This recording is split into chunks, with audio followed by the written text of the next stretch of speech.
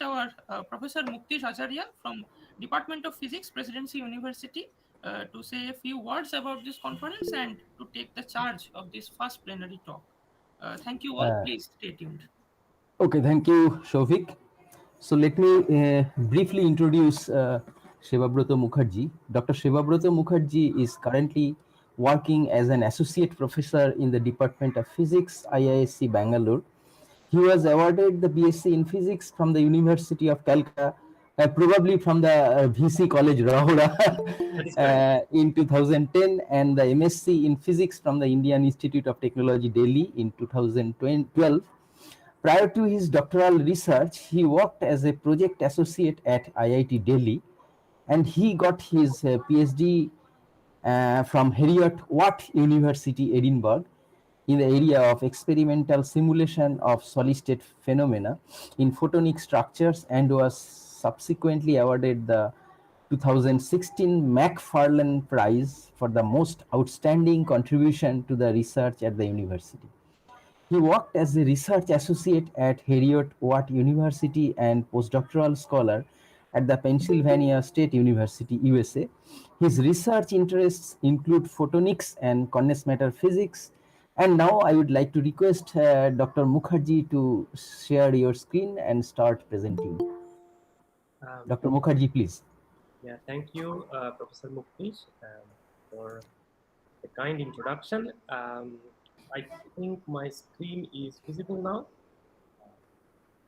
Can you see my slides? Yes, it is visible. Coming up. Yes. Yeah, we can see. Okay, thank you. So first of all, I would like to thank the organizer, Presidency University, for giving me this opportunity to present our work. So as you can see, the title of the talk, today's discussion is about photonic topological materials. And I'll discuss in detail what I mean by this. As Professor Mukti said,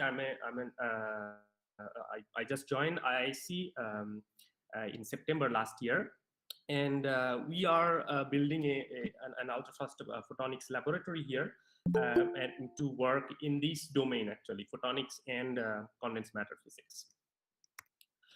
So photonic topological material, it's a broad area. So let me be a little more specific. Okay. So by photonic materials or photonic networks, I mean these are basically waveguide based devices. So as you can see here, I'm showing a cartoon of a device. These pipe-like structures, they are basically can guide optical wave. They can guide electromagnetic waves in the visible or IR wavelength range. So they are designed for a certain wavelength. So say 1 micron, for example. And they are also evanescently coupled, meaning if you launch light, it can tunnel to its nearest neighbor, just like in what we read in quantum mechanics, like tunneling of a particle from one potential wave to another potential wave.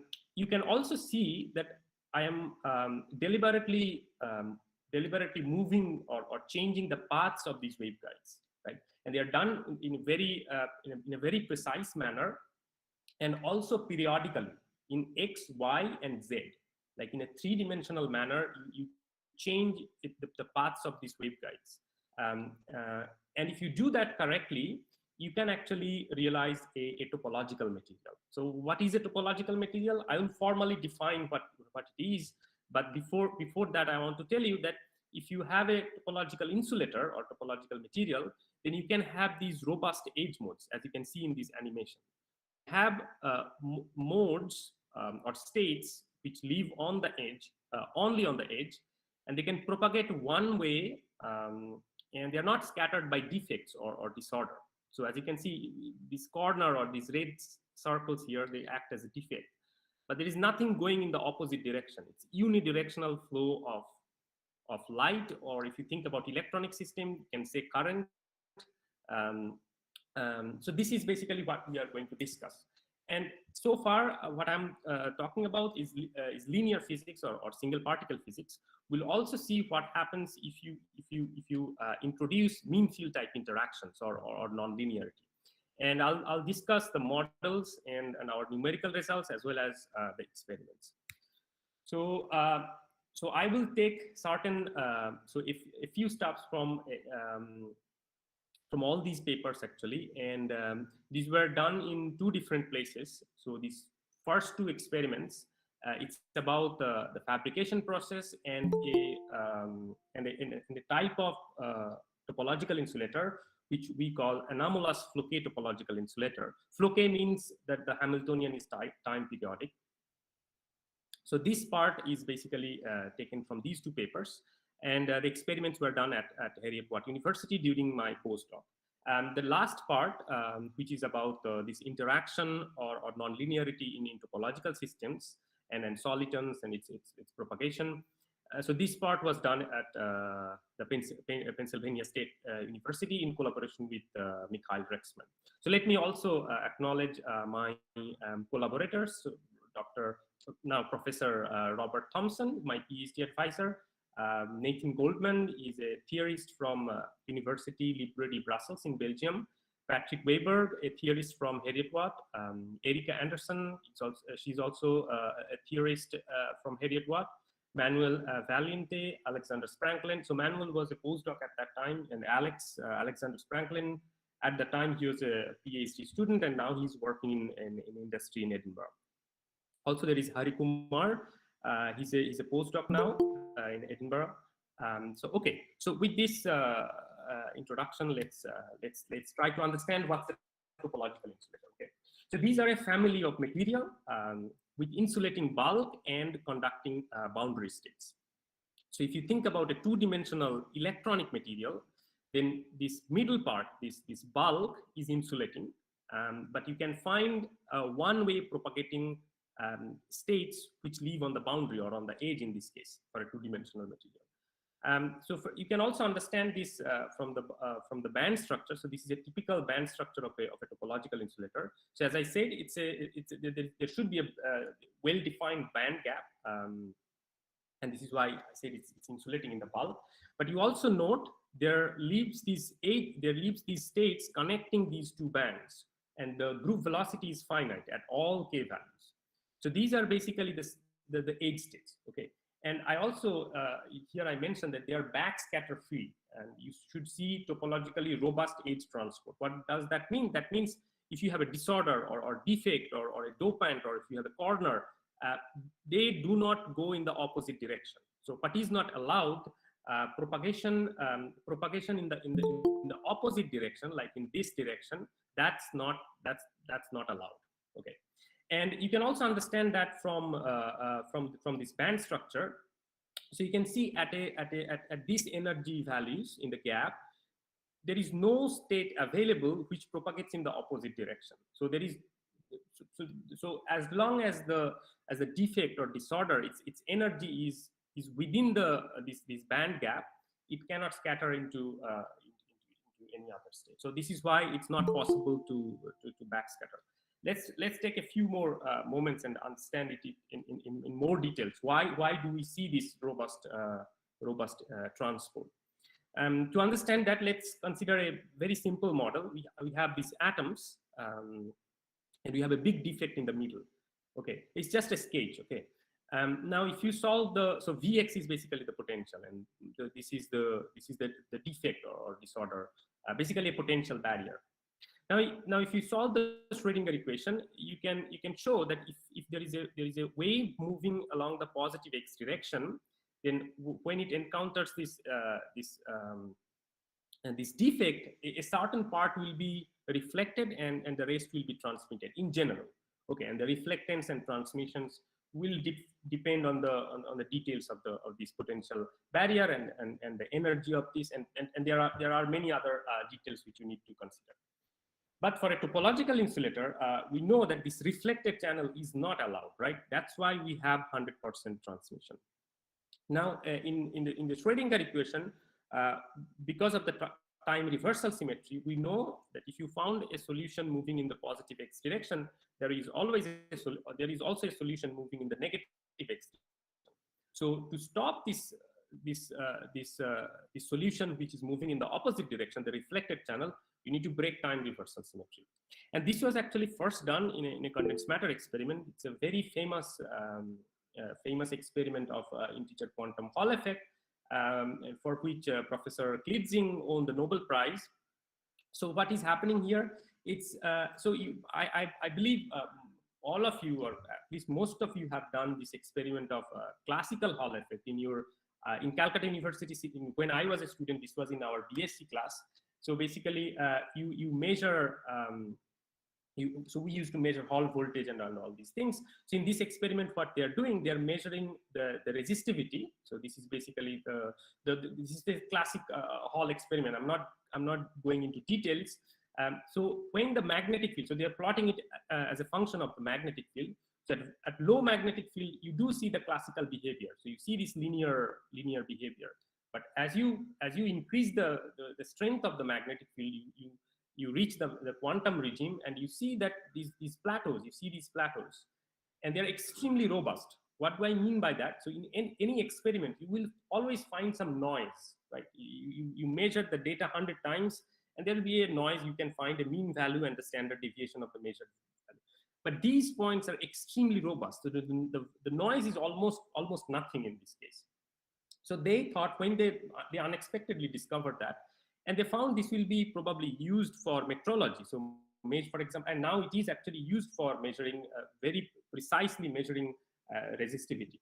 So that, and you can see that from the title of the paper. But later, when theorists like Thouless and others, they elaborated and explained that these plateaus, actually, they have topological origin.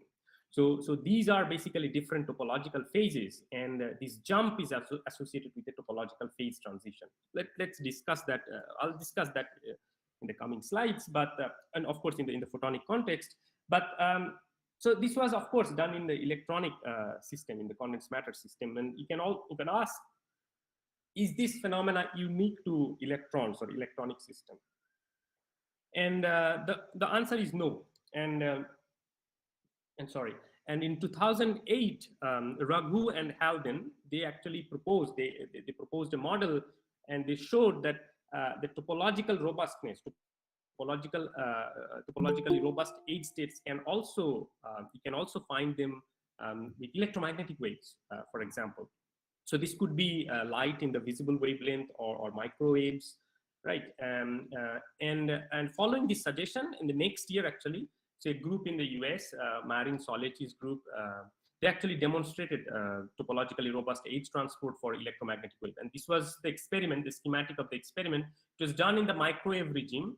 And what is happening here, these are basically a material which is, it's a magneto-optic or gyromagnetic material. So they have some magnetic response. You can think about Faraday effects. You can see the size of the system. It's like the lattice constant is approximately 4 centimeter. And so there is a metal bar here, which is basically acting as a defect. And what they observe, the lower the part is basically simulation. It shows that you can find these you can actually excite these age states which are not scattered by this metal rod, this defect. So in the usual case, you would expect some wave moving in the opposite direction, and this is what you don't see there. So basically, they measure. So there is a source here, and there is an antenna here, like a detector, and they measure the transmission. And almost there is no effect of this defect. It's also possible to observe topological behavior, topological age states in the optical domain. So this is an experiment which was done using these helical waveguides. So basically, change the system in time. So these are optical waveguides, but each one, instead of straight optical waveguides, the entire system is basically moving helically, and they observed these age states. So light was launched here around 630 nanometer wavelength, that is the red light, and you see it's moving this way, one way. There's nothing going in the opposite direction. So I'll be talking about actually photonic system, which is very similar to this one, and my working wavelength is actually in the infrared, like 1 micron. Now we have actually many different experimental platforms where you can study topological physics, like the ultra-cold atoms, mechanical systems, circuits like LCR circuits, and exciton polaritons, and so on. Now let's also, before we discuss other details, let's try to understand why should we care, and why the photonic platform is so important? Like, why should we study and invest time and money in this photonic platform? So first reason is you can study novel physics, and in many situations you can realize experimentally realize something that is inaccessible in any other experimental platform. It's a very clean system, and you can design your Hamiltonian and realize in experiments. You can study the evolution of the state you want, which, if you think about electronic system, could be very difficult. And as you will see in the coming slide, you can actually measure the evolution of the wave function, and that's a very good and that's a very promising and plus point for this platform. These are some key advantages of photonic system. As I said, it's a very clean system. You can have controllable disorder. You can have controllable interactions like this. This is mean field type interactions. You can have loss and gain, meaning you can study non-Hermitian physics and open systems, for example. You can also have entangled photons, for example. So you can study the behavior of non-classical light or quantum behavior in these networks. And all these things you can do at room temperature. This is an extra advantage, I would say. So the idea or the goal of this field is probably, you can say that, you can study fundamental physics, and there is also potential device application, and you can improve optical devices with like linear, nonlinear, and quantum optical devices using topological robustness, which you have seen in the previous slides. And I have here noted a few applications like optical isolators, robust optical delay lines, and topological insulator lasers.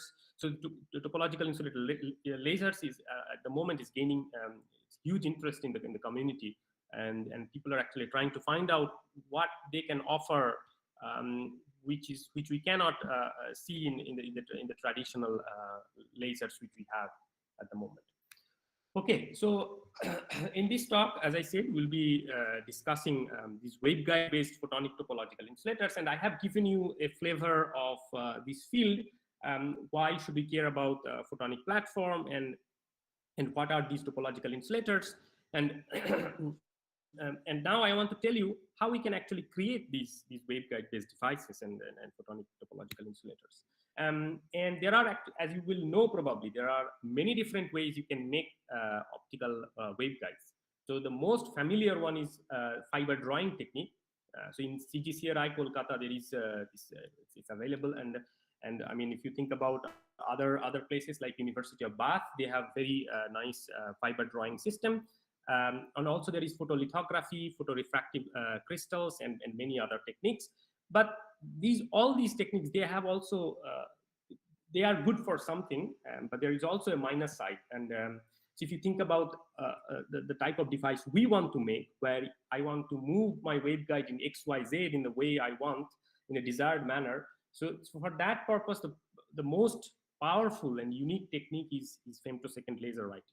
So fiber drawing technique, if you, for example, here, the inter waveguide spacing, you cannot change. So when you draw the fiber, if it's a multi-core fiber, the cores are always separated by a fixed amount. So making or realizing a Floquet system where you are changing the Hamiltonian time periodically, it's very difficult in a fiber, with fibers.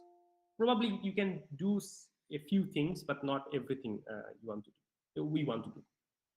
So why this is so unique? It's because of two reasons. As I just explained, you can make 3D structures, and also you can modulate the system dynamically. You can modulate the Hamiltonian of the system time periodically, for example. Okay. So this is the laser writing. This is a slide for laser writing technique. It's a schematic of the process. So what we do, we focus femtosecond laser pulses. So what's femtosecond laser pulse? So basically these are these lasers. They emit pulses, light pulses, and the width of each pulse is approximately something like 250 femtosecond. This is basically sub-picosecond, so below 1 picosecond. And the repetition rate is approximately 500 kilohertz we used, and the central wavelength is around 1 micron, 1.03 nanometer.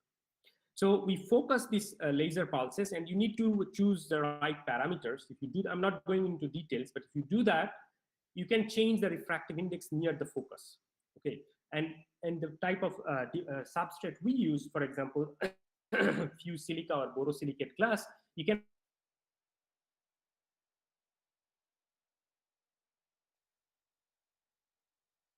actually change in refractive index, which occurs only near the focus, and this is because of the nonlinear absorption processes.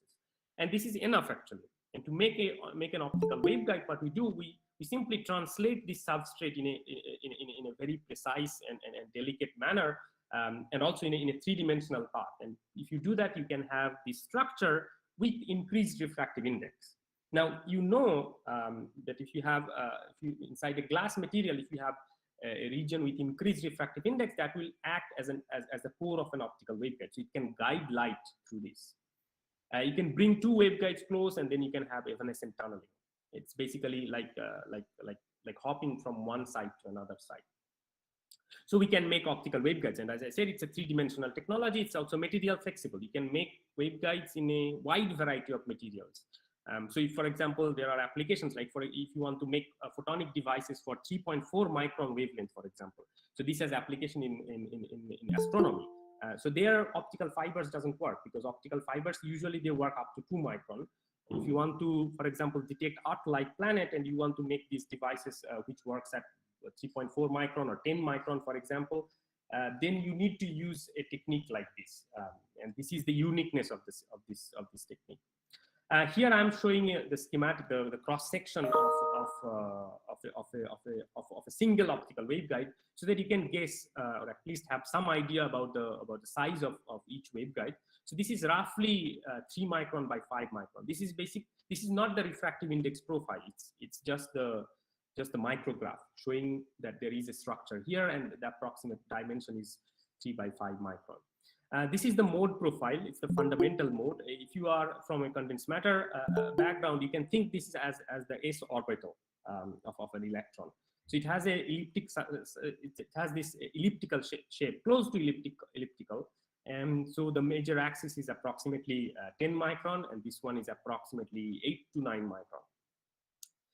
And this schematic I have shown just to highlight again that this is a three-dimensional technique, and we can move these waveguides in a three-dimensional manner. So here I have a movie.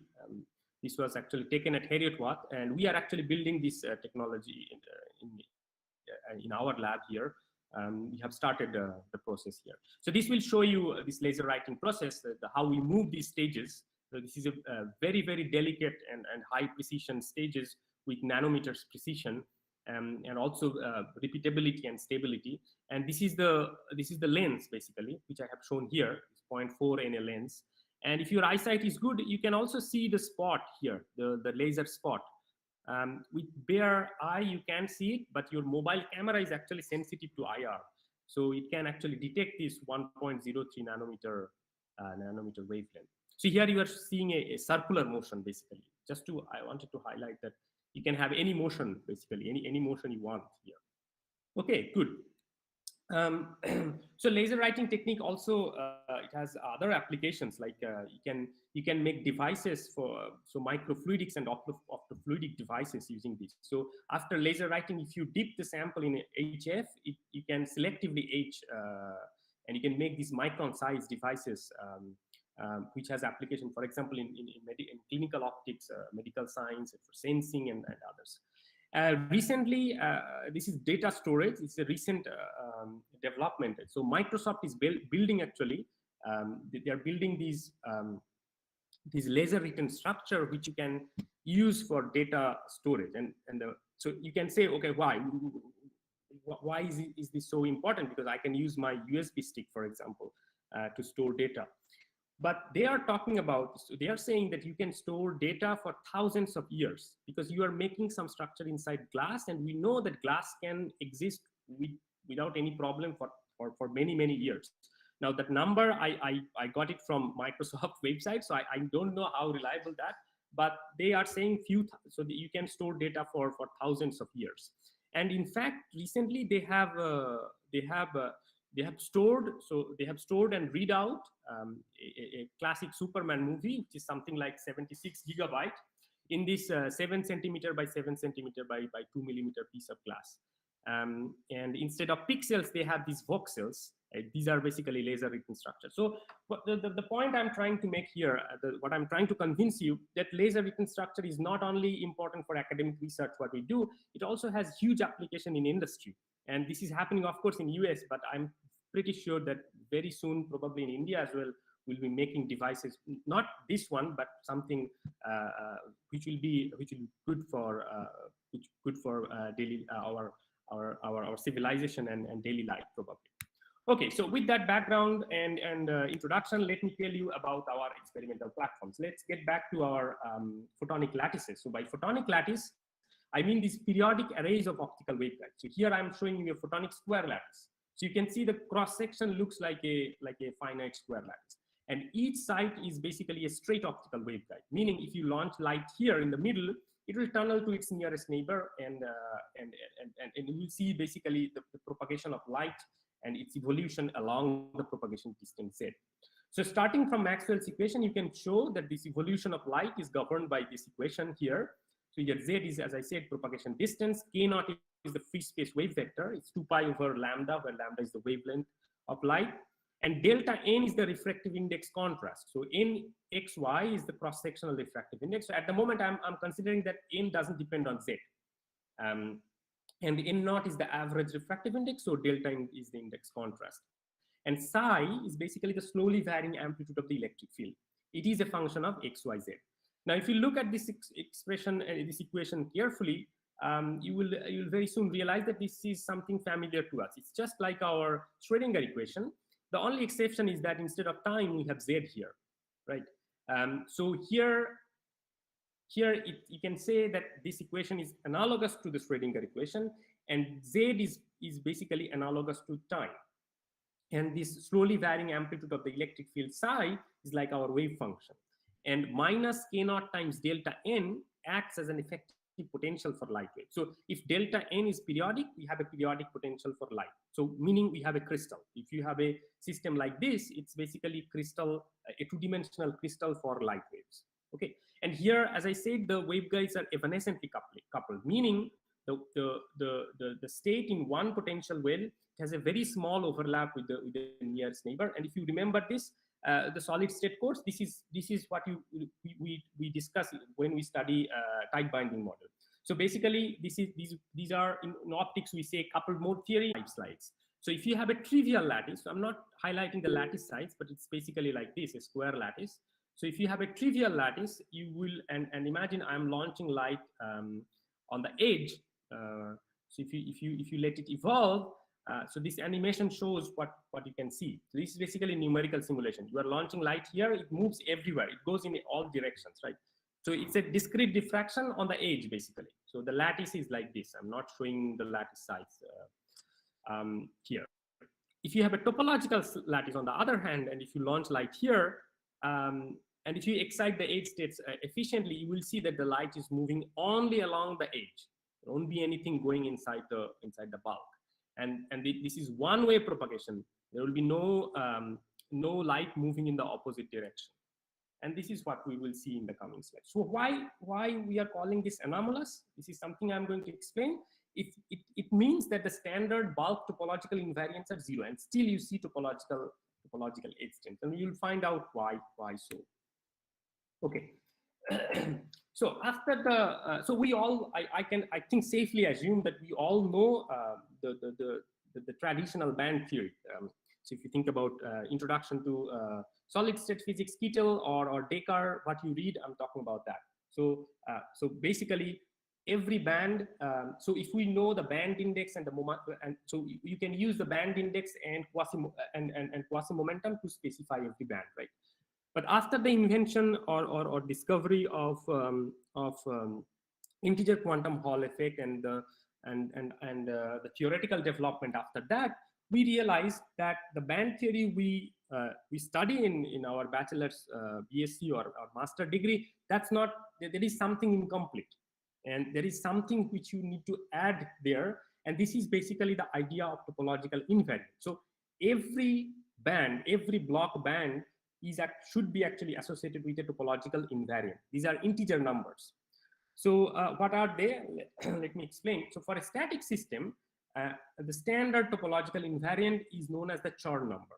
Okay, and in non-zero, so physically, a non-zero Chern number implies that there will be some topologically robust edge states if you consider a finite system. So first, if you think about an infinite system, you can get these band structures and the topological invariant. There are ways numerically calculate and sometimes analytically calculate these numbers, these quantized numbers. And if you know this number, so this is known as bulk boundary correspondence, and this is something Ricardo Diaz was also explaining the other day for a lower dimensional system, like one-dimensional system. But basically, the idea is the same.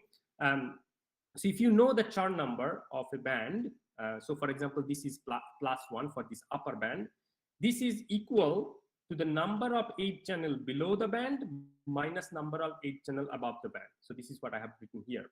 So the Chern number of this band is 1 minus 0, which is 1. Okay. On the other hand, for this band, it's 0 minus 1, which is minus 1.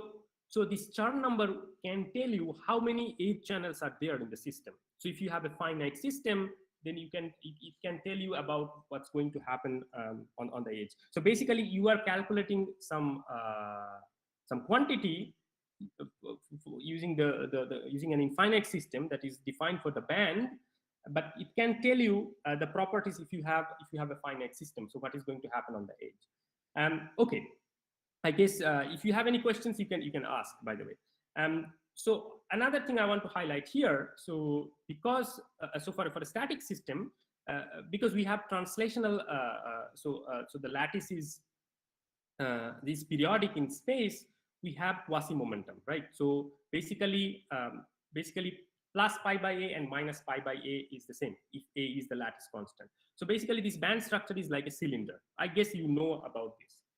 If you have a time periodic system, the system which is modulated in time, something like this. So let me get my laser pointer. Something like this, where your system, so Z is basically time you can think about. So I'm writing Z because this is true for our photonic system, propagation system. But you have a system which has a periodicity of Z naught. So in this case, because of the periodicity in time, energy becomes periodic. And this is why we call, instead of energy, we call it quasi-energy. So instead of momentum, you have quasi-momentum. Instead of energy, you have quasi-energy. And it's periodic. So omega is basically the driving frequency. Now this band structure, so if this is a cylinder, now you have to connect this edge and this side and that side, and then you basically have a donut, right?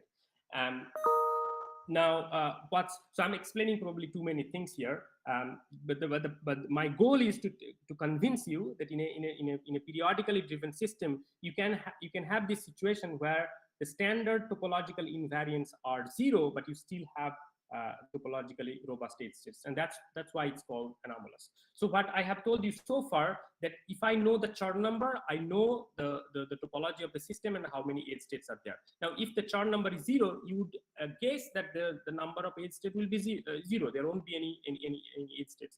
But because of the periodicity of this Floquet system, you can have this situation. You can have this following situation. So you have this chiral edge state in the gap centered around 0.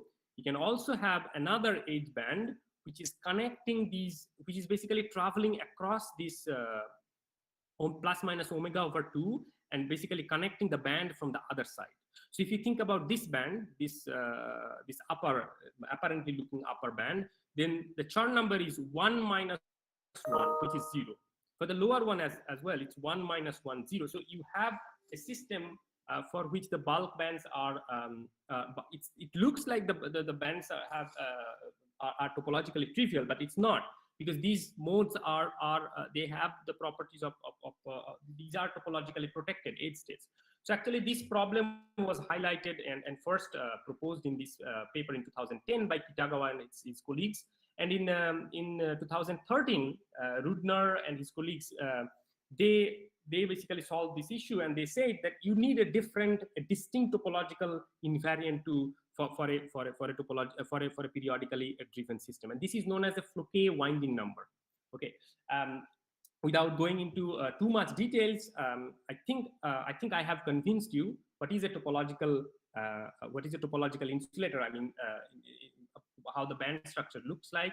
And if you have a periodically driven system, you can arise to this scenario where the Chern number or the standard topological invariant for the bulk bands are 0, but you still see these topological edge states. And this is simply because you just need a different topological invariant. This winding number, which is physically means the number of edge state in a certain gap. So for example, in this case, it should be 1 for this gap and also 1 for the other gap. Okay, good.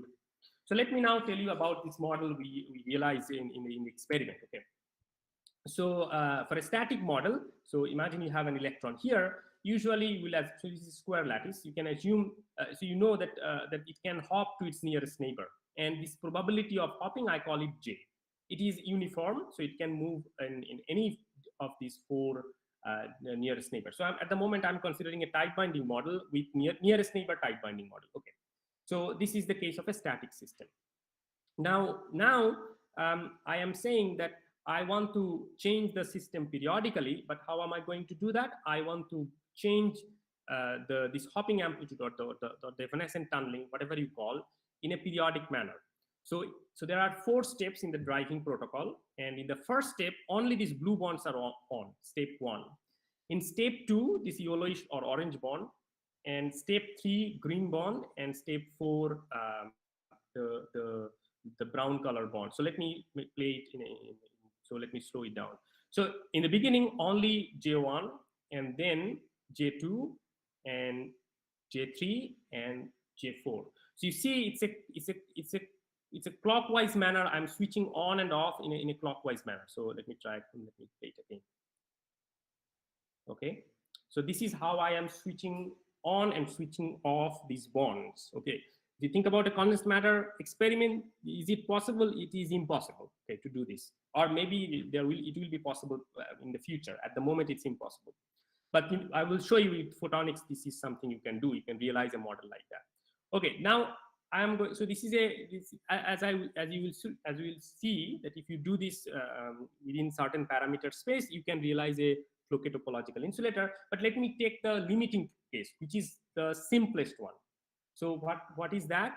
So I am assuming that when a certain bond is on, and if I place a particle here, say an electron or a photon, the particle will, the probability of hopping is 100%. So when the bond switch off, you will find the particle here, right? So mathematically, this means J times T over 4. This is the duration for which the bond is on. This is pi by 2. So this means the probability is basically 100%. And let's see what happens. So imagine the particle is here. So if you do that, you can follow the links basically. And so what you have just seen is after a complete period, meaning after 4 steps, you will see the particle comes here. So 2 basically, that's 1 lattice constant, means 2 spacing basically. So 1 state, in the second it will wait there, in the third it will move again. Okay, this is, as I said, this is a very simple situation. You can deviate from there. And the nice thing about topological insulator is even if you, as long as you don't close the band gap, you will see the topological edge state. So here I have a missing site, which means so there it's deliberately not there, and it's you can see it's just moving. The state is traveling around the defect or the missing waveguide here. On the other hand, if you look at the bulk site, if the particle is here, after every complete period, it's coming back to itself. It means that the evolution operator is unitary, basically, in this case. Okay, so I think I have told you about this model and have shown you some animation so that you can understand it quickly, what's happening here. This is the experimental realization. So we use these synchronously bent optical waveguides to switch on and switch off these bonds. And this is the band structure. Now, as I said, in this case, I was showing you the simplest situation, but you can basically you can have some other value as well. So, for example, pi by 2 times 1.2, for example. And in this case, these are the 8 states propagating one. This is a lattice we fabricated in the experiment. So let me show you the experimental results. I think I have at least 15 minutes, right? Okay.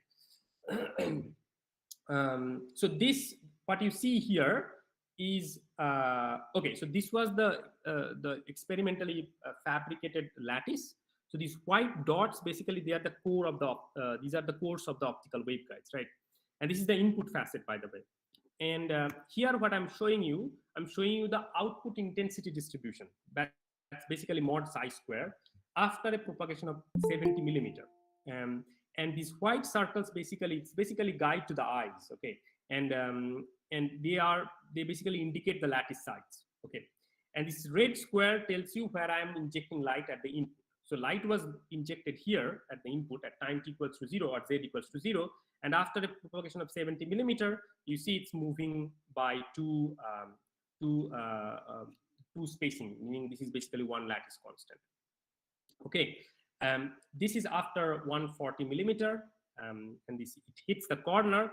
If it's not a topological insulator, you would expect something moving in the backward direction. But that doesn't happen here. You see, it's moving around the corner, and now it's hitting the defect, the missing waveguide, which was not fabricated deliberately, and it's passing the defect. So you see almost no bulk penetration. It's because we are exciting the edge state very efficiently, something like 88% or 90% or something like that. So there is some excitation or some overlap with the bulk state, but it's very small, something like 10 to 12%. We see one-way transport and no backscattering, basically. So what I have just told you, so this is an experimental demonstration of a photonic Floquet topological insulator, and to be more precise, it's basically an anomalous Floquet topological insulator. So this was published in this paper, 2017 paper. And this detection method, we have used a very novel detection method, which I'm not going to tell you in detail, but it's also interesting. So what we do, we basically place the system inside a cavity. So you launch your desired state, and at the output, a certain fraction you detect, and the rest you recycle. So this basically, this effectively increase the evolution time, because the lattices we make, they have a certain length. You cannot make a photonic lattice which is a kilometer long or something. So usually these are like 10 centimeters long. So if you want to probe long time scale effects, this is the way you can do. You can place it inside a cavity and recycle. So this we call state recycling and time resolved imaging. Okay, so this I have told you briefly, and let me switch to the new topic, which is about optical nonlinearity and interacting. You can call interacting topological photonics. So far we were discussing about linear physics, meaning single particle physics. You can always ask what's about particle interaction. What happens if you switch on the interaction between or among the particles? Now we know photons do not interact, right? They usually don't like to talk to each other. They propagate independently. But you can have some effective interaction if you have very high optical intensity. And this is known as optical Carr effect. So this is basically the Schrödinger equation with this additional term.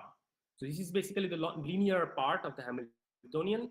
And this nonlinear part, it arises because of optical Carr effect, which is an instantaneous effect. It's an electronic effect. It's mod phi a square.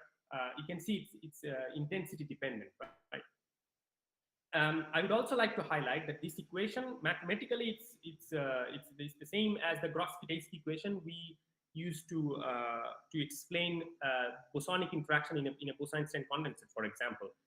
So what I'm trying to convince you, the results I'm going to present, they are very general. They are actually applicable to a wide variety of bosonic system, not just photons in our optical waveguides. Okay, so when you have this term present, what you can study? There are many things like modulation instability and four-way mixing and many other stuffs. But perhaps the most exciting thing would be to study optical solitons. And this is what I'm going to tell you. So what are solitons? Let me define what are and tell you what are solitons. These are waves that propagate without changing shape as a result of nonlinearity. Now, if you think about waves, any like light, sound, so usually they have this tendency to diffract or disperse, right? So if you think about a wave packet, as you propagate, because of the group velocity dispersion, it will spread. If you have nonlinearity in your equation, in your differential equation, this nonlinearity can, in certain conditions, balance the spreading. So you can end up with having a wave packet which doesn't change its shape as it propagates, and this is known as a soliton. There are many other definitions. So you can also define it this way. It's basically a bound state of a potential created by the state itself. And these two means the same, basically. Okay, so let me go back to the previous slide. So these solitons are being studied for a very, very long time. So first experiment, it's 1845 by J.S. Russell. And this experiment was done in water waves, formation of solitons. This is the canal in Scotland, and you will be, you shouldn't be surprised actually, but I used to live near this canal, by the way. And so they did this, so he observed something long time back, and he reported it, and then since then, it has been studied in many different fields: optics, plasmas, fluid mechanics, condensed matter physics, to name a few. Also ultra cold atoms, bosonic systems. And this is basically the first experimental demonstration of a soliton in an optical waveguide array. So you see the diffraction, linear diffraction, when the power is small, when this term is small. As you increase the nonlinearity, strength of nonlinearity, you see formation of a soliton. But these are in a static system. So what we are going to discuss, solitons in a Fouquet topological insulator, in a time periodic system. Okay, so let's try to understand that. So in the recent past, so starting in 2013, there are actually a few theoretical proposals. So how you can realize solitons in a topological material. So the most interesting one, and probably the important one, is the first one by Loomer, 2013. They talk about bulk solitons, meaning soliton formation in the bulk of a photonic topological insulator. Also, there are age dynamics. So this is Marc Ablois, a very famous mathematician. And also there is this paper by Daniel Leakham in 2016. So these are the literature, most important literature. And in all these papers, they have considered these helical waveguide arrays and how you can realize bulk and age solitons there. I'm going to consider our previous model, this anomalous Fouquet topological insulators with these 4 steps driving protocol. And I didn't mention in the previous slide. So you can define this parameter lambda, and you can show that this model is topological in this window. Okay, so you can actually, if you tune the hopping strength, you can see a topological phase transition here.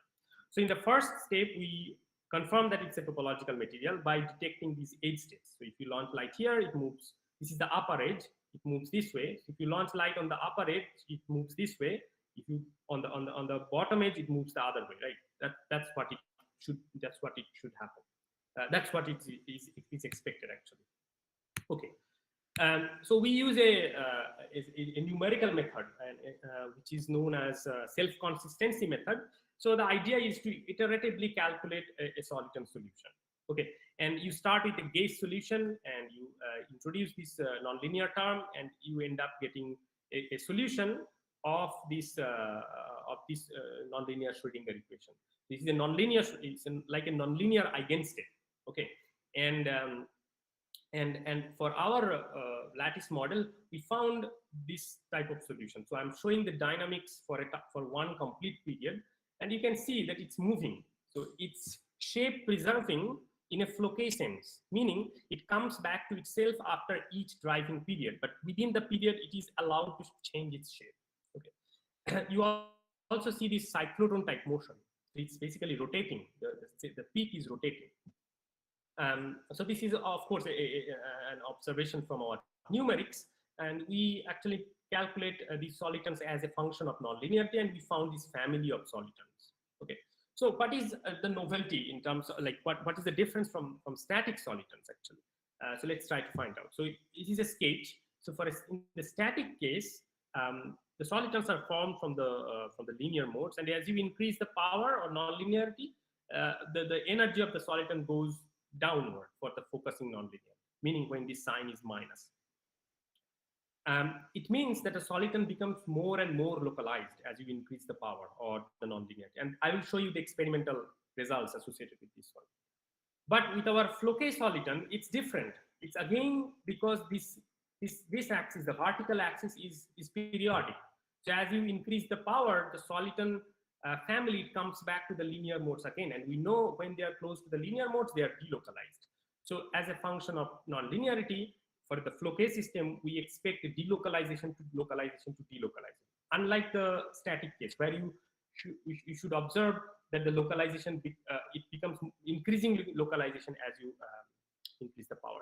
By the way, here I am plotting the spatial extent of the soliton, which is, and I'm quantifying using the inverse participation ratio, which is defined here. It's basically a measure of localization. So if IPR is 1, all the light or all the state is a single site. Okay. This is some calculation using our exact parameters that we used in our experiment, and you do see a peak in the IPR, and this is what we are going to show experimentally. I am not going to tell you too much about the experiments, but there are certain things which are very important to check before you start the experiments. So this is the effect. There is an effect of cell phase modulation. So basically, because of the nonlinear shape of the pulse, you generate new wavelengths. You have to minimize that. You also need to minimize, so basically in our experiment, there is no nonlinear losses. So that we verify that as well.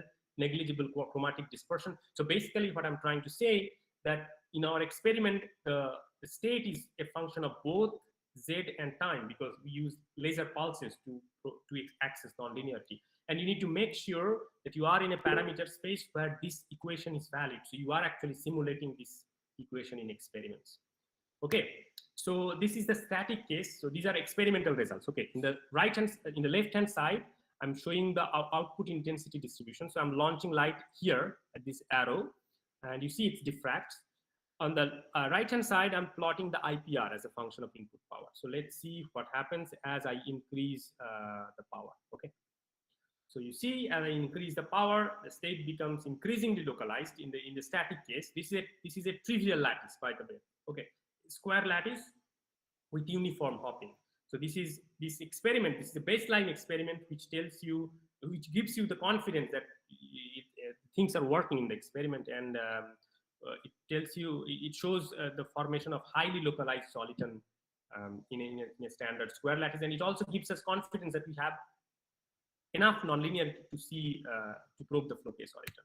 Okay, so this is for the flow case soliton. So we are launching light here, and at low power we see a lot of diffraction, which is expected.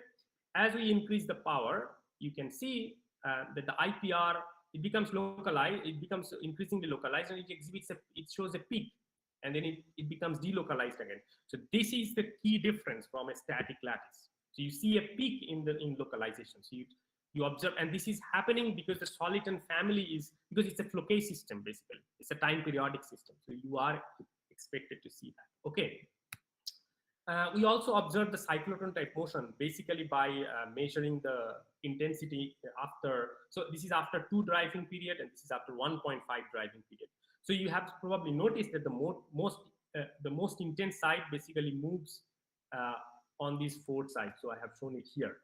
You see the most intense side basically moving on these 4 sides. So after each driving period, it comes back to site 1. So after 1.5 driving period, it should be there at site 3. And this is what we observe in the experiment. We launch here, and we observe the most intense site directly across this input excitation. So this tells you that there is this cyclotron type motion. So basically, we prove experimentally check that our model and everything is basically what we expected. Okay, this is not something I'm going to tell you. Okay, so it's another, I will probably finish in 5 minutes. Is that okay if I take another 5 minutes? Yes, you can take okay. 5 minutes. So this is about the age soliton. It's probably the more interesting than the bulk behavior. So as I said, if you consider the linear propagation of a wave packet, as it propagates along the edge, because of the group velocity dispersion, it diffracts. For a topological lattice, in a topological lattice, it remains on the edge, but it spreads. And we are trying to balance this using nonlinearity. So the idea is to use some nonlinearity so that as it propagates, it can, to some extent, it can maintain its shape. But because of the discreteness of the system, you also expect some radiation into the bulk, and this is basically something you can call mode mixing. So in a linear system, if you excite a set of edge states, um, you don't have mode mixing, but the nonlinearity can mix age to age or age to bulk states, and this is basically this radiation. So what I'm trying, so the summary is basically this sort of nonlinear age states will have a finite lifetime. So they will remain on the edge and maintain its shape up to a certain time. It's basically a very similar model, so I'm not going to discuss that. And let me show you the simulation results. So I'm showing you the dynamics on the edge. So in the linear case, you see it's moving one way, it's showing its topological character, but it's also spreading, as you can see here. If you hit the right power, you can see it's moving almost like a soliton. So it's very little diffraction and also penetration into the bulk. So this is why we don't call it a soliton. It's soliton. We call it soliton-like edge state.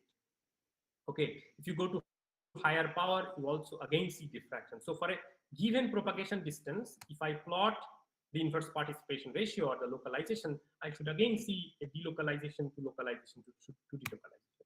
So we have measured that for 3 sets of parameters, and in all 3 cases we see that behavior. This is the intensity pattern for delta for some parameter, which actually I didn't discuss. So let me tell you briefly. So basically here we are dimerizing the bonds, and this dimerization parameter is delta. It's defined here. So lambda 1, lambda 3 are pi by 2, 1 plus delta and 1 minus delta. Effectively, we are dimerizing the lattice. And so this is the intensity pattern. This is a linear case. You see propagating along the edge. So here I'm launching light in the white circle. And this is the soliton-like state, the most highly localized on one side, and this is a high power. Okay, so this soliton-like state can also walk around a defect, around a corner here, as I've shown here. But please note that whenever it encounters a defect, there can be some excess mode mixing. So it's different from linear states, and this is this more nonlinear mode mixing is actually something you can expect in a nonlinear state. I'm almost I'm done actually. So open questions in the field. So the topology, the interplay of topology, nonlinearity, and disorder, highly untouched territory.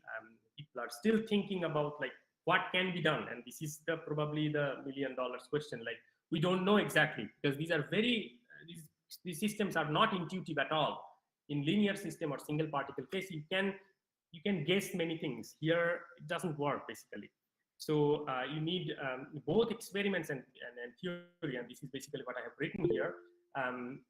Topological invariants are also the concept. It's basically linear theory. So in the nonlinear case, how you can define that, nobody knows. Neither theorists nor experimentalists. Quantized observables in nonlinear systems. There has been some observation. We have published one paper with quantized transport in nonlinear systems, but again, not very well understood. So nonlinearity or interaction induced topological phase transition in these bosonic systems. So you can also have something in mind like a fractional quantum Hall effect, which is a fermionic system. So today I have discussed about like bosonic system interaction in bosonic system. Okay. These are some highlights, like what we are doing at the moment. So we have, okay, let me tell you about our group. So we have 2 PhD students at the moment, Manish, Gayatri and Rishabh, and we have 2 interns at the moment, Manish and Sidev. We are actively looking for both PhD and postdocs.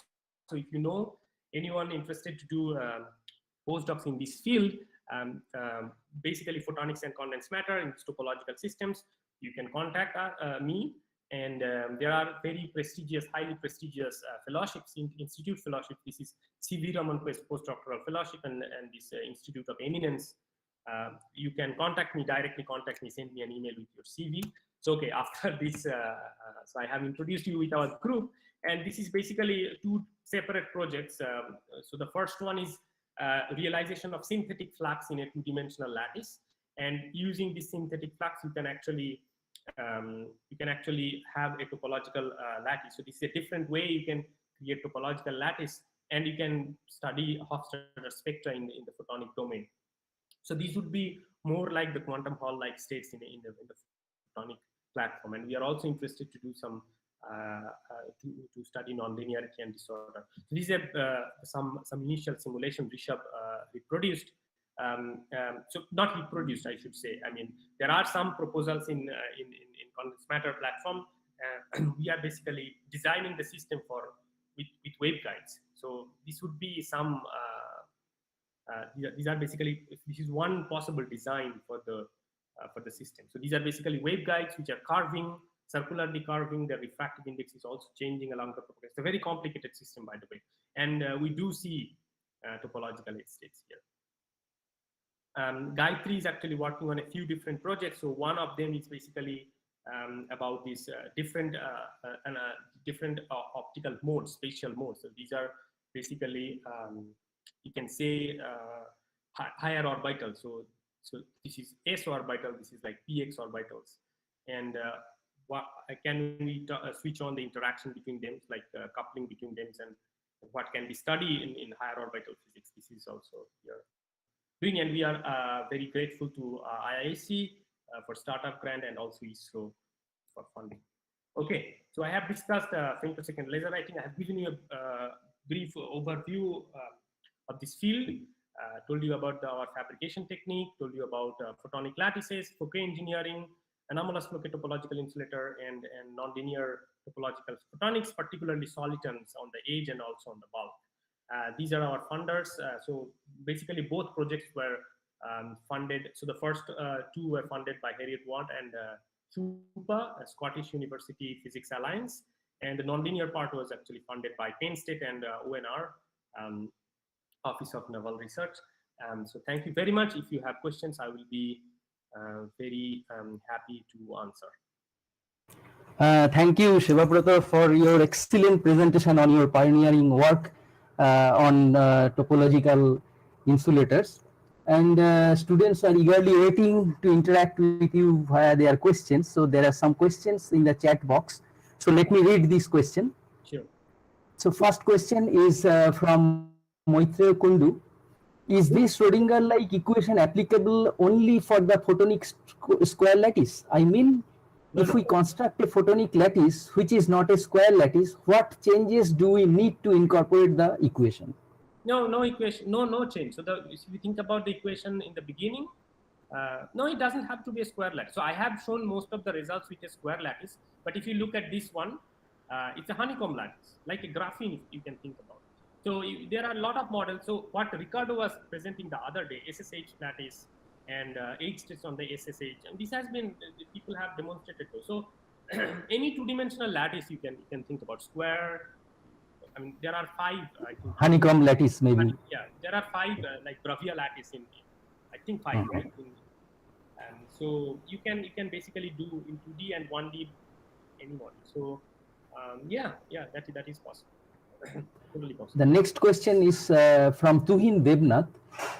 Why topological phases arise? Why topological phases arise? So if you are asking what we are doing to make it topological, that is basically Fouquet engineering, effectively breaking time reversal symmetry. That's why it's arising. So this is what I was explaining in the beginning.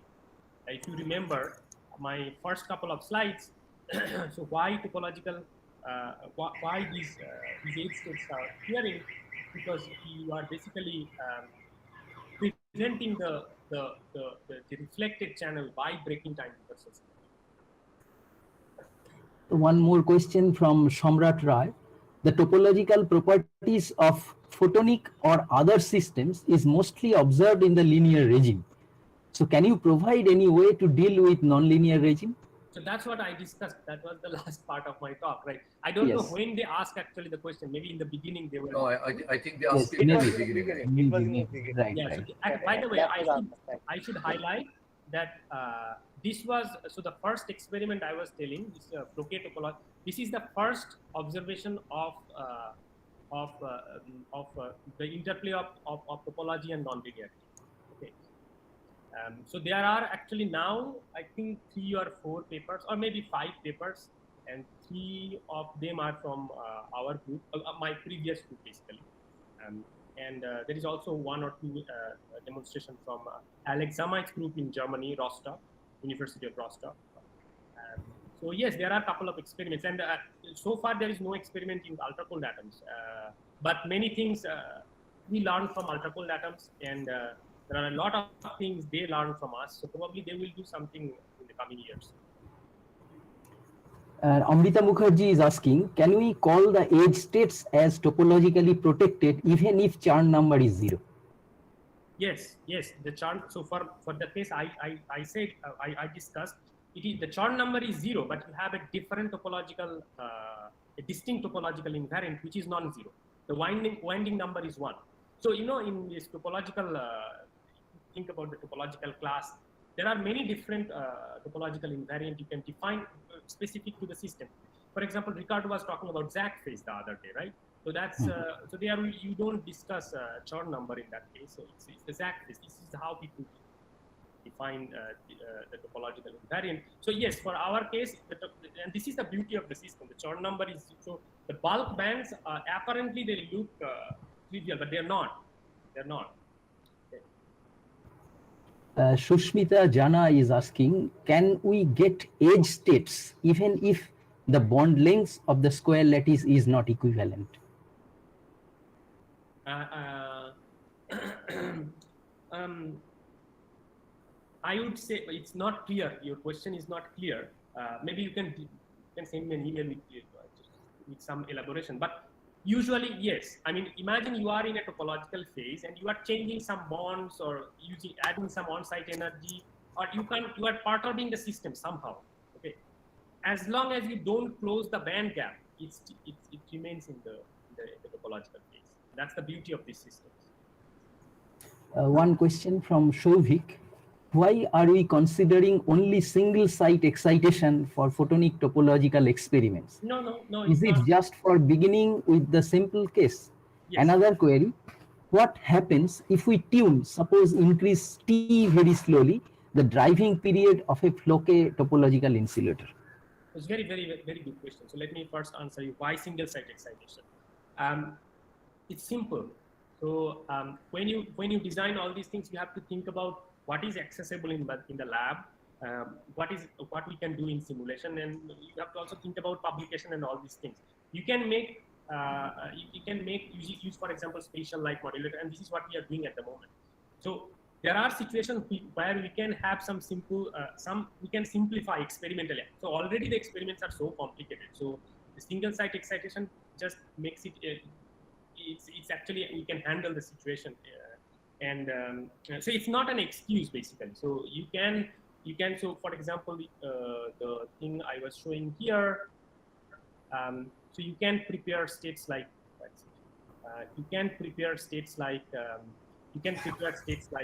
this actually and observe topological. So this one. Yes, I think actually that is for the experimental purpose, right? Suppose we are considering a square lattice. For experimental purpose as well. I mean, there are situations where a single site excitation is not enough. You have to think about what is the overlap with the edge and what is the overlap with the bulk state.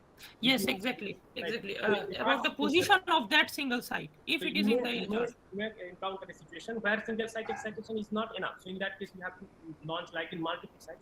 So we have done that in some experiments. I have not presented it today. I mean, using SLM, this is possible. Regarding tuning the time period of the Floquet or actually it's better not to change the time period, because then you also change the Floquet Quasi energy, this plus minus omega over 2. But you can change. It's better. You can change omega, but it's better to the tune frequency, right? Yeah, but it is better to tune J probably to see a topological transition. You can do that. Actually, we have done that. And in fact, some cases you can just tune the wavelength of light to change the hopping amplitude, and that will show you a topological transition. So in one case, you will see topological states which are moving one way. In another case, you will see that it's not moving. It's basically penetrating the bulk. And there is a topological phase transition. Okay, great. Thank you. Question from Shomodip. What may be the practical example of the waves are balanced by the nonlinear constraints, as you said in solitons? So probably the most famous one I can say would be tsunami probably. So you see when in these water waves, so when so there are many reasons, and you can read on, you can start to Google it and then find out. But tsunami is an example actually of these solitons, where so they propagate very long distance with very little change in shape and these huge water waves, and it's basically it's a soliton. It's basically a soliton. Also, in optics and plasma, you will find many examples actually where the diffraction in water waves, if you throw a rock, it's not a soliton, right? It diffracts. But the example I just gave you, the tsunami, a wave in tsunami, it doesn't change too much, and it propagates very long distance. So that is one example. I can. There are many others. Can I just make a single comment? A comment is made for Somadip actually. Somadip, you just search in Google. There is something called rogue waves. Yeah, Rogue waves Yes. that sink ships. Okay, so if you just have a look at them, it's fascinating physics. Yeah. Yes. So one more question from Samrat. Why does most localized states lies on the middle? Can you relate it with statistical reason? I didn't understand the question. So why does most localized states lie on the middle? Okay. You shown a graph between delocalized and localized states are lying on the middle. You showed a plot. Maybe in the last 4 to 5 slides. This one you are talking about, right? Yeah. So why is it in the middle? So basically these solitons mostly they so if you think about the envelope, it's usually in many cases, not probably this case, but basically it's a single hump envelope. So if you think about a one-dimensional continuum case, it is basically a sec function. That is probably one reason it's in the middle. So what is your other guess? What I don't get it. Okay. Fine. No, so are you saying that there? I also asked about the third plot. If you go to the shift to the right side of your slides, this one only this slide, right. The plot of the special extension. Okay. That is a good question actually. So why we see the peak here, right? So that's a very So another one is in a slightly different position. So you don't see a coherent lasing property. What topological lasers can give you, it's light is in multiple age waveguides, but it's one mode, one eigenstate. So even if you have disorder, you won't see Anderson localization, and you can get this glazing mode. This has been experimentally demonstrated, and people are still working on that. That's one example. We also, so what is unique about topological insulator? The uniqueness is the robustness against defect. Even if you perturb the system, the light or the state is propagating one way, no backscattering. That's the uniqueness. Now, you might know that at the moment, the government of India is spending so much money on quantum technology. It's not government of India only. It was started from China, UK, Europe, US, every country. And why so? There are many reasons. You can Google it. Now, I'm going to tell you about the fundamental physics. So, imagine you have two entangled photon pairs or entangled states, and you want to send it. So, for example, I want to send it from Bangalore to Kolkata, right? Now, if you are going to use fiber channels, for example, because of perturbation or so environmental effects, or maybe there's a storm somewhere, the question is how much perturbation the entangled pairs can withstand. After a certain point, or maybe if you add some perturbation, it won't be entangled anymore. So that's a problem, right? If you want to implement it, it's a problem. So we can play. We can actually help there. We know that photonic topological insulator, there are robustness. There is a robustness. So small up to a certain limit, if you perturb the system, you can protect the entangled photon pairs. So this has been actually proposed and shown. So this is another application. So I can go on actually. So I think I have answered your question. And I do not find any questions in the chat box related to the last question. Can I ask a question to you, Sebabrata? Sure. So that is related to the mode of transmission in the waveguide. What kind of mode you are using? It is transverse electric or transverse magnetic? Sure. That's a very good question. So so the way I have presented, like the Schrodinger equation, Schrodinger-like equation, and all these things. So for these waveguides in general, in general, you are supposed to consider the Maxwell's equations and solve that thing. But what we use is called a scalar wave approximation, meaning what we observe is that the polarization is not rotated. So if you launch vertically polarized light, you get vertically polarized light at the output. So you can call it TE or TM, or this linearly LP modes, linearly polarized mode. It's basically different versions of same story basically. But the good thing is, whatever you launch, it remains. You don't see any rotation of polarization. So in our experiment, I think, yeah, for all different experiments, I have used vertically polarized light. So if this is my waveguide structure, it's vertical like this. So transverse electric. I think so, yeah. Yeah. Okay, so let us thank the speaker for an inspiring lecture, and I would like to hand over the microphone to Souvik Chatterjee for the next session. Thank you, Sheba. Thank you. So thank you, sir. And I would like to thank our plenary speaker, Dr. Sebabrata Mukherjee, for this illuminating talk. We all have enjoyed a lot, and sincere thanks on behalf of the team ICCMSP. So as we are running out of time, so I would like to hand over the mic to Moitra Kundu to chair the next session, which includes the 2 oral presentation in the first session of second day. So Moitra, over to you. Thank you, Souvik. Am I audible? Yes, you are audible. Yes, you are audible. Okay. Okay, thanks. So after the fantastic theory talk, we will now have 2 oral presentations in the morning session. Now, each oral presenter will have 15 minutes for their talk, and then there will be a 5-minute question answer session for each talk. So the first talk will be from Mohammad Tanwir from Bhupendranaran Mandal University, Bihar. So you can go ahead and start your presentation.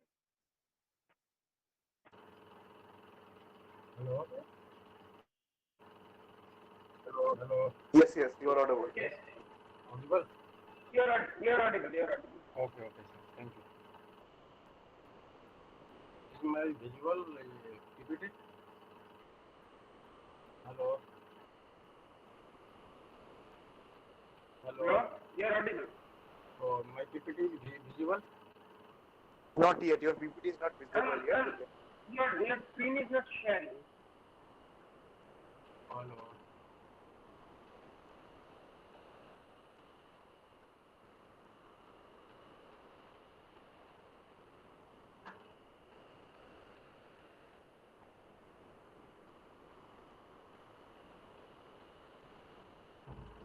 Hello. Hello. Hello. No, Mr. Alam, your screen is not sharing. PPT. You are telling yes, my is visible, not visible? Yes, sir. You can share your screen now. We can hear you, but we can't see your presentation. No, we can tell you what you. Okay.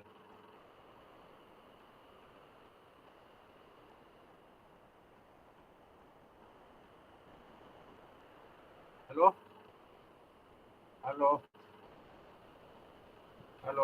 Hello. Yes, Hello, you yes. are audible. Yes, Yes, we yes, can you can share your screen now.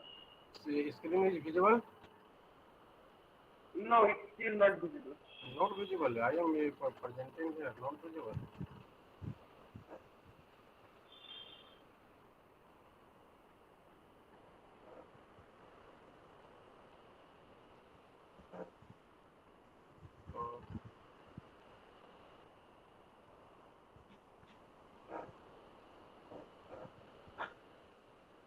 Hello. May I suggest something?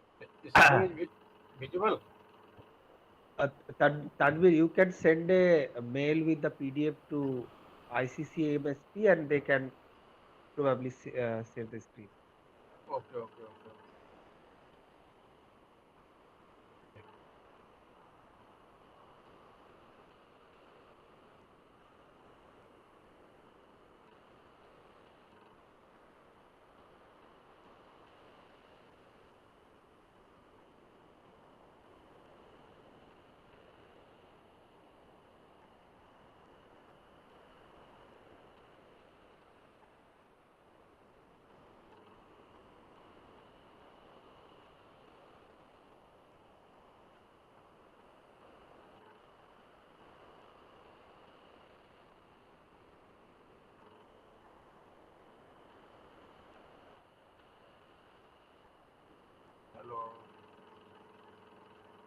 Yes, we can hear you.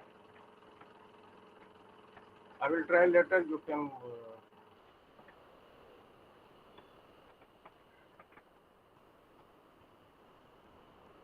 Moitra, I think you can go with the next speaker. He's having some problem, I guess. Yes, I think that would be better. In that case, we can shift his talk to the second position then. So, okay. Hello. He's taking. Yes, you can tell. Yes, I am mail PPT. You have Okay, emailed, you have mailed it. Okay. Then wait. Just Shomadip, kindly check and share the. I am mail. Yes, Shomadip. Please We have share the not presentation. received any mail yet. I think it is taking time for internet issues. You check. Please. Okay, so just let me make an announcement. Yes, I we guess have it will be better if we shift this talk to the second oral presentation, right? So we can reshift the second presentation. Yes. That will be better. Yes, that will be better, right? So I guess we can go to the next presentation now. So as planned, the next presentation now will be from Amrita Mukherjee from University of Plenary. So as usual, there are 15 minutes for the talk and then 5 minutes for the session. So you can start the presentation. Thank you. Am I audible? Yes, you are audible. Okay, let me share my screen.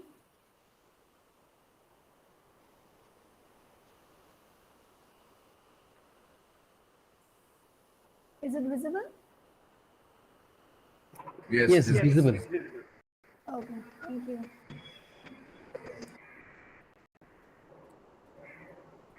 So shall I start? Yes, you can. Okay, fine. So good noon, everyone. So myself, Amrita Mukherjee, I'm going to present my talk on tailoring flat bands and topological phases in a multi-strand cross network. First of all, I'm grateful to ICCMSP for giving me the opportunity to present my talk. Okay. So at first, before going to the details, we'll shed some light on topological phases and the phase transition. So these three guys have won the Nobel Prize in 2016 for the remarkable observation regarding topological discoveries of theoretical discoveries of topological phase transitions and topological phases of matter. Okay, these two guys have the main contribution in the topological phases of matter, and these two guys have the main contribution in topological phase transition. At first, we'll talk about what is some metal and insulator. It was for the free electron. This is the familiar dispersion relation, E versus K diagram. This is the periodic lattice. This is the lattice constant, and we know here that all the wave functions are the block states here. For the nearly free electron, there are some gap opens at the Wilson boundary. What is the reason behind this gap opening at the Wilson boundary? Because black reflection occurs at the Wilson boundary. You can see from here the electron, the main electron density will maximum in between these two ions, this one and another one just above the ions. You can see here. One is proportional to sine square part, sine wave and cos wave. That's why the gap opens at the Wilson boundary. Now, what is metal and what is insulator?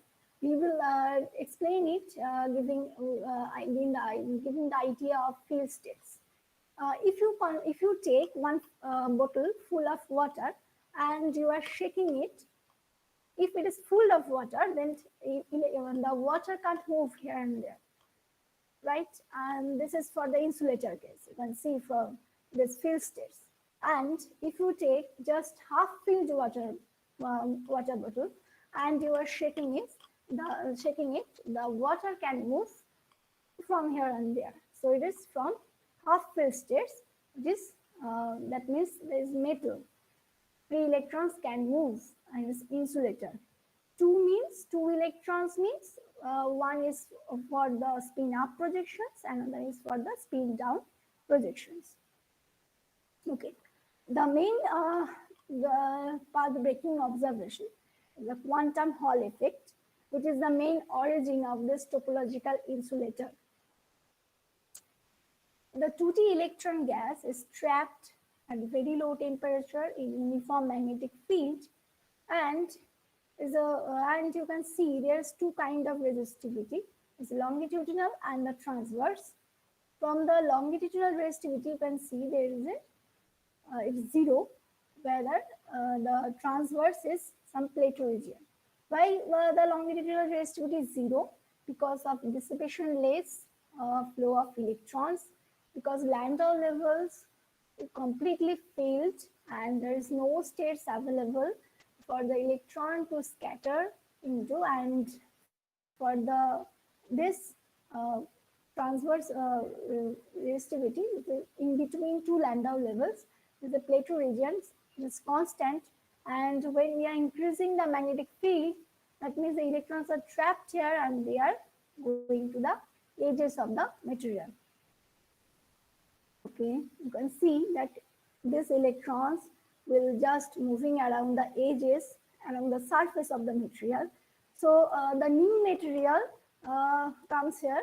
This bulk is insulating and the surface is conducting. This is called this topological insulator. Now, what is topology? You can see this picture. There is just continuous deformation or the bending or twisting from this coffee mug to this donut. Both have only one hole here. There's a hole means there's a kind genus. So the coffee mug and the donut belongs from the same topological class. But we are not tearing this one. We are remaining, the hole is remaining there. So you can see this glasses, this is two holes, and this orange, this ball and the muffin all have the zero genus number, zero hole number. That is the main topology. Without tearing it, just continuous deformation and by bending or twisting. Now, what is topological phase transition? It is not like the familiar phase transition, a spontaneous symmetry breaking, which generates some order parameter, and that follows some Rydberg-Landau symmetry breaking theory. But here, there is no kind of symmetry breaking. All symmetry will be protected here. So, I'll just explain it by the schematic diagram. You can see this one are two holes, right? And this one have only one hole. This one has only one hole. You can go from this state, from this one, by just closing this gap. You are closing this gap and going from this state to this one. That is, there is a phase transition from this genus to this one by closing the gap. And during this phase transition, there is another topological invariant comes here by some drastic change of the invariant. First, the easiest model of topological phase transition is the two-bond model, this Sue-Sheffer-Heger model. You can see that, this one, the two-bond model. So this this is the unit cell, it is repeated along the x-axis, and this is the Hamiltonian in the case case. From this relation, we can plot the band diagram, and we can see that this V is the inter-unit cell hopping, and U is the intra-initial hopping. When this V is a two-bond model, UV, UV, UV. So V less than U, you can see the gap appears at the Brillouin boundary. And when we just equal U and V, then band gap closes.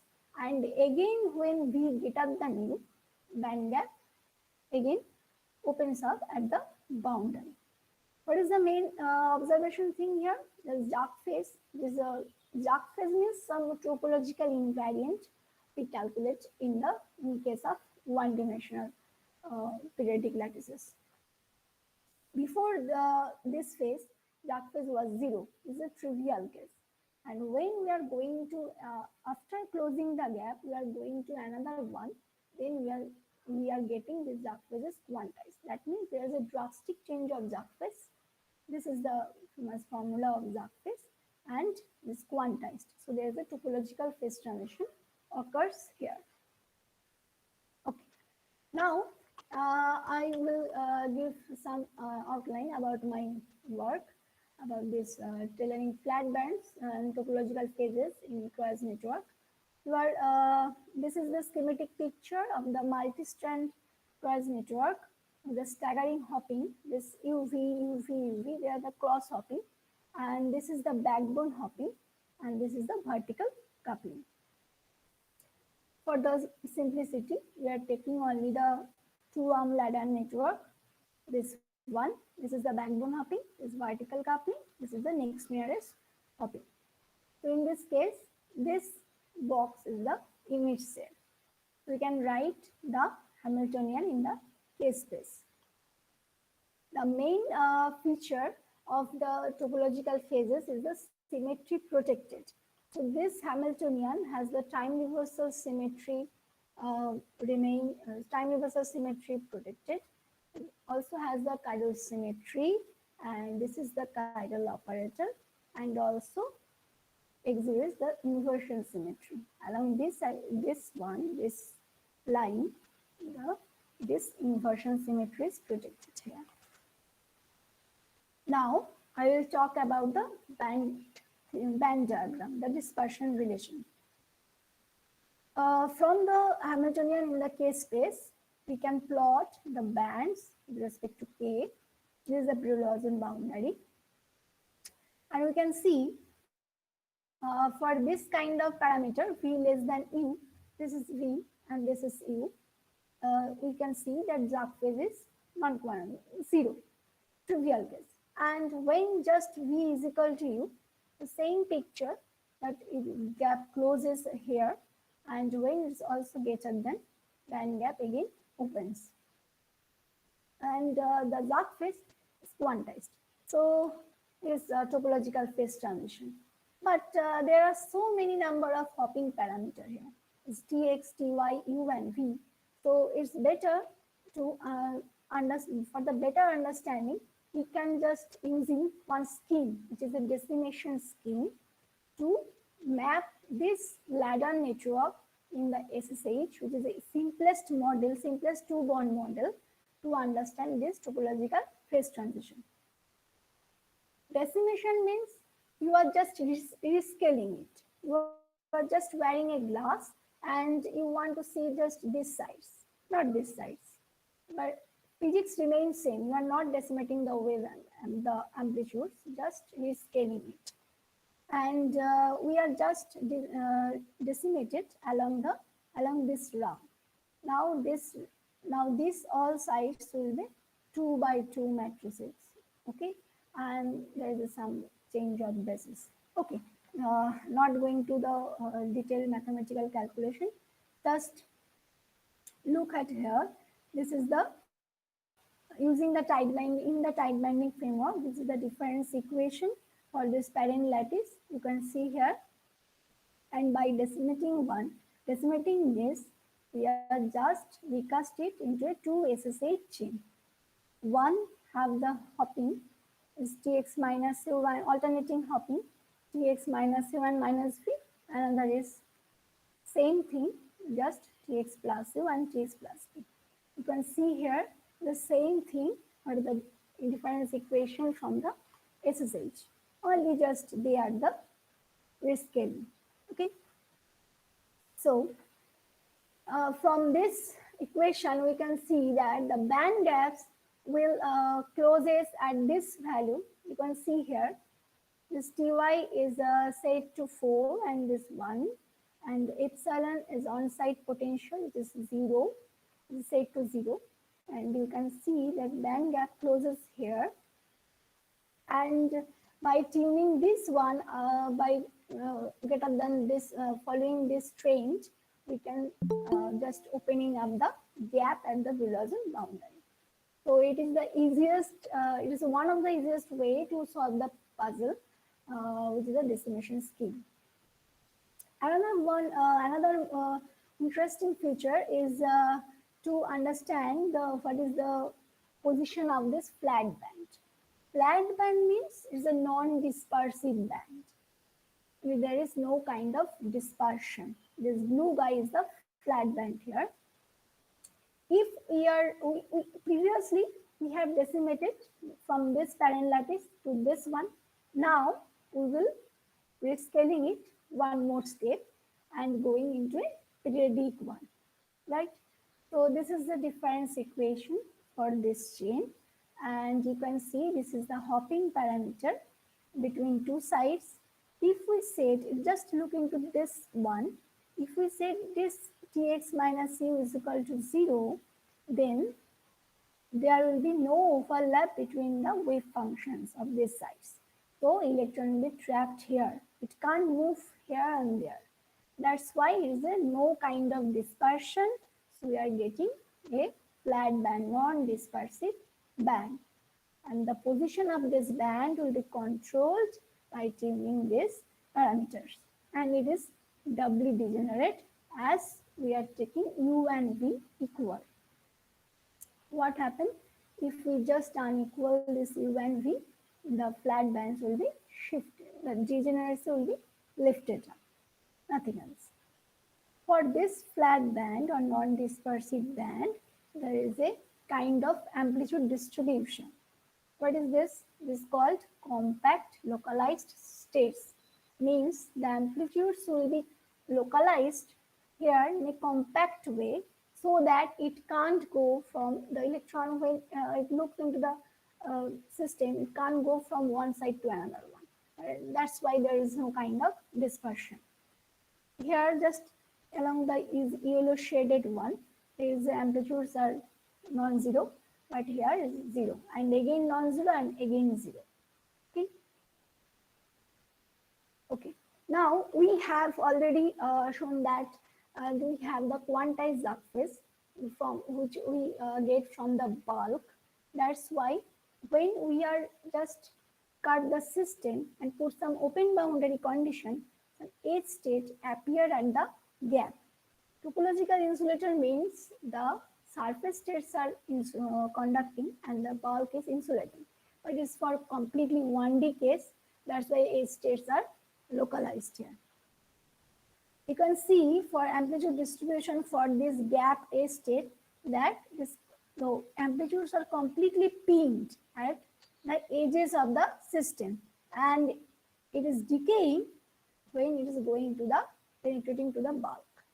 Okay, that is the bulk boundary corresponds, and as the invariant is quantized, the phase is quantized, so the A states are topologically protected here. Okay.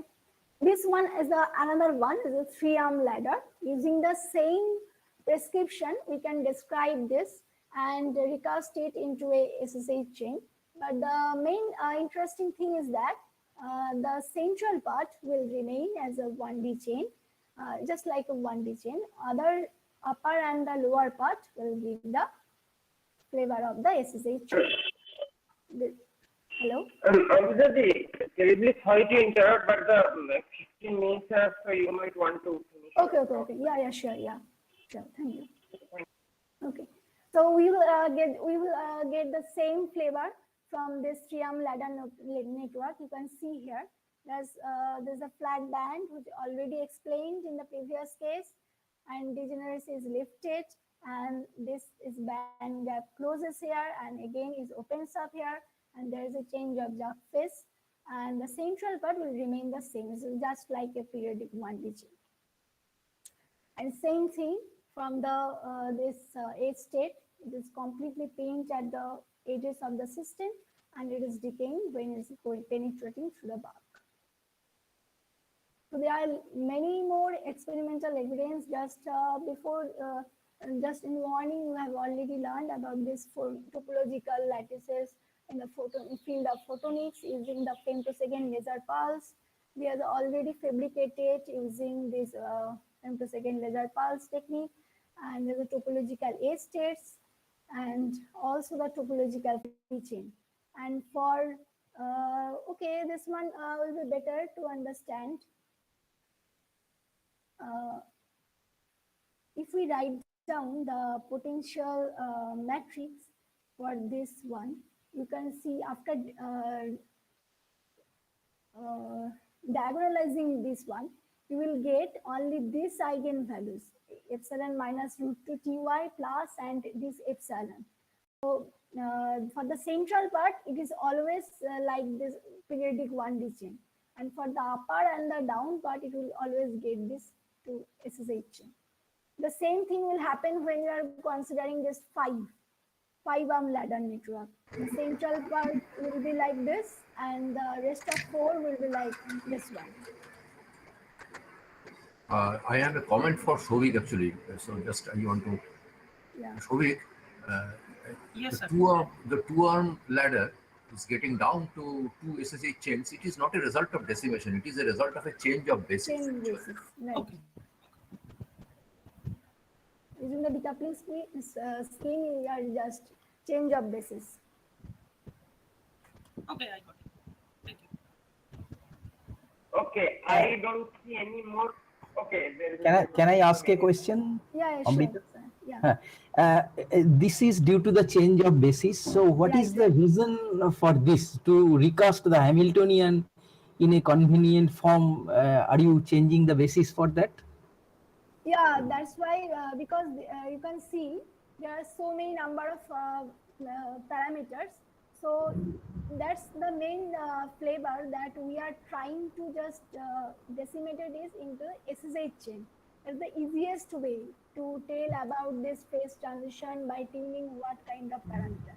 That is the main flavor of this change of basis. Just we have to dealing with this 6x6 matrices, and now we are dealing just 2x2 matrices. That's the main thing. Okay, thank you. Just rescaling the system. Okay, thank you.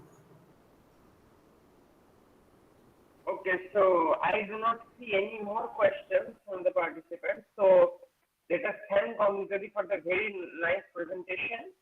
And now we will move to the next presentation, which was actually delayed from the first presentation, and it will be delivered by Tanwir. So, Shomadip, can you kindly share his slides because he was facing a problem?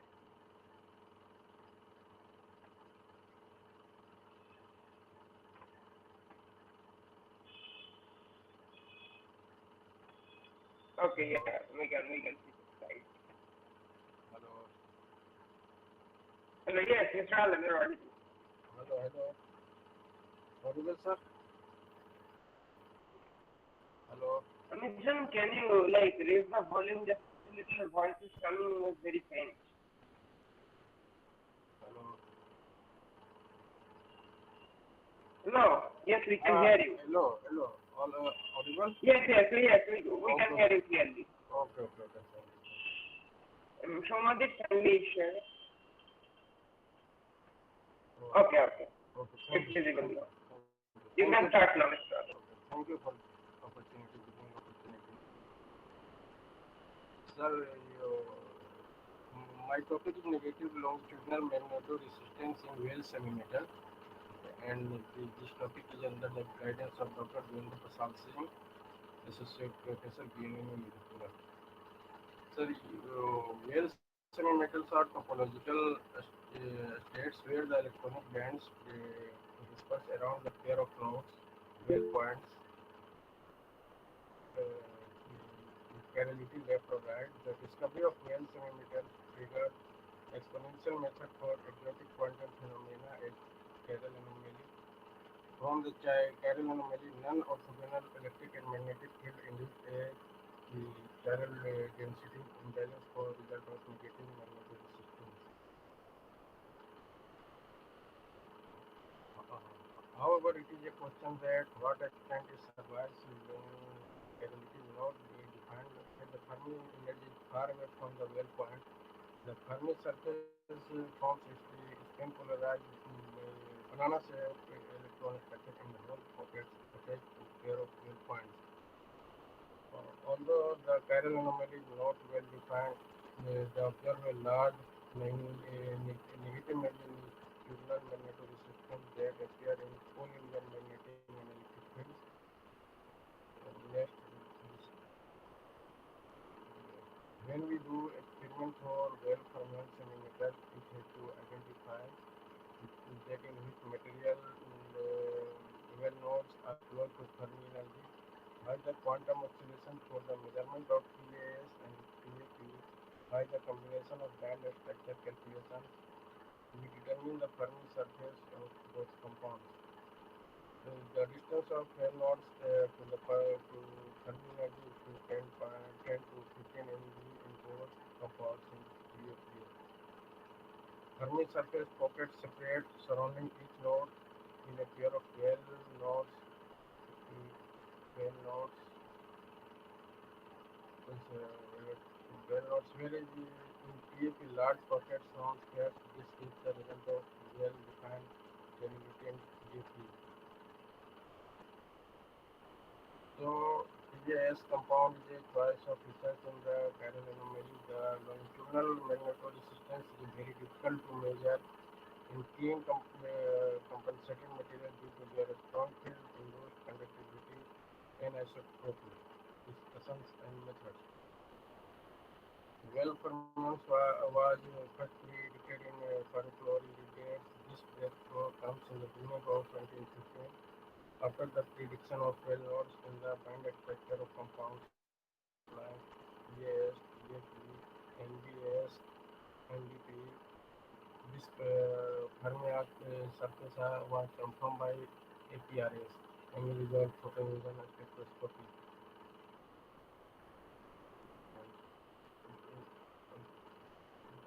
These materials are well known and they are topological. After some time, there are a number of other materials proposed to well semi-metal.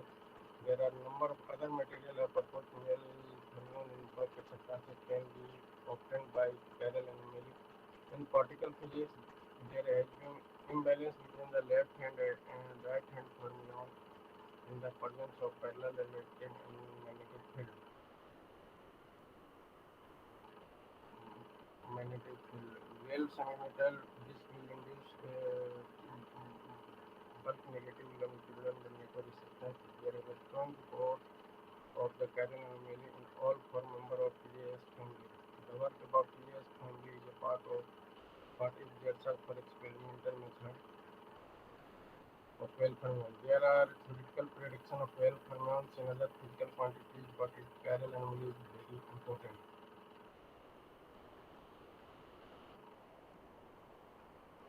Introduction about fermion. The appearance of a fermion arc is determined by the bulk band structure. Bulk band structure contains well points. The existence of Fermi arc of the well semi-metal is from surface states. Well semi-metal has a remarkable feature that for the unconventional surface states, which is known as Fermi arc. The discovery of the first well semi-metal in PAS provides the first observation of well fermion in nature, where we study about the topology of well semi-metal. We find anomalous surface states, Fermi arc, and well known.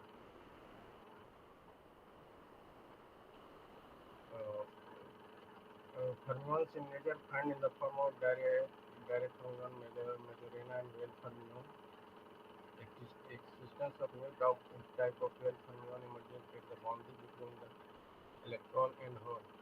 The appearance of well point is possible if the product of time reversal is not a symmetry of the structure.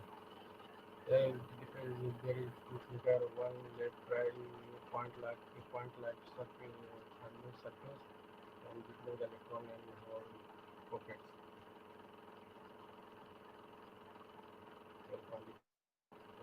Method used for finding Fermi arc of 12 fermions. First is by ARPS angle resolved photoemission spectroscopy. The shape of Fermi arc and their connectivity are shown first time in the TAS. Well semi-metal has a Fermi arc of its surface connecting projection of two well points with opposite correlative from ARPS. Fermi surface may show shapes Fermi arcs. By the ARPS we can show map existence of Fermi arc without any theoretical calculations. By PPI fund Kasi particle patterns, interface patterns. By the Kasi particles interface patterns, a state of the well semi-metals arises in TAS and thus can lead to theoretical calculations. These theoretical results are confirmed by experimental studies which show clear evidence of well Fermi arcs in TAS using ARPS measurement.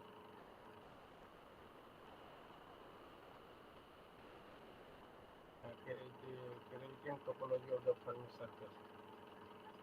We have to determine Fermi surface of PAP and PAS by using quantum oscillations.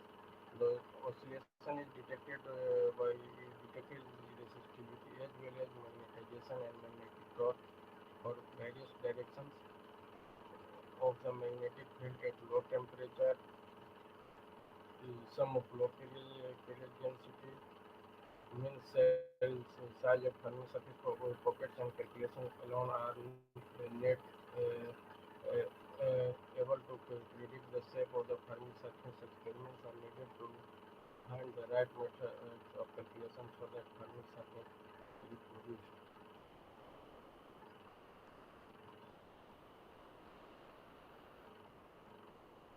In TAP, Fermi surface consists of banana-shaped electron and hole pockets, and these pockets surround pair of well knots seen figure 1b and c. Banana shape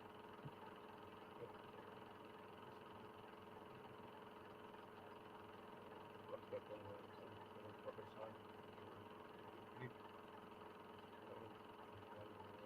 longitudinal magnetoresistance of centimeters. All four members of TS family have been reported a negative longitudinal magnetoresistance. By the study of Fermi surface of TAP, a magnetoresistance is not expected without the absence of correlating TAP. When magnetic field is parallel to the current, we find the voltage position influence strongly the measured magnetoresistance. This proves a field inhomogeneous current in the material. When a magnetic field perpendicular to the current in the direction of the conductivity in a compensated semi-metal strongly decrease with field due to orbital effect, whereas the conductivity parallel to the field remains constant. When the current enters the sample at a point like contact, it strongly straight in the direction to the field where the conductivity remains high and it forms a jet, hence name is current jetting.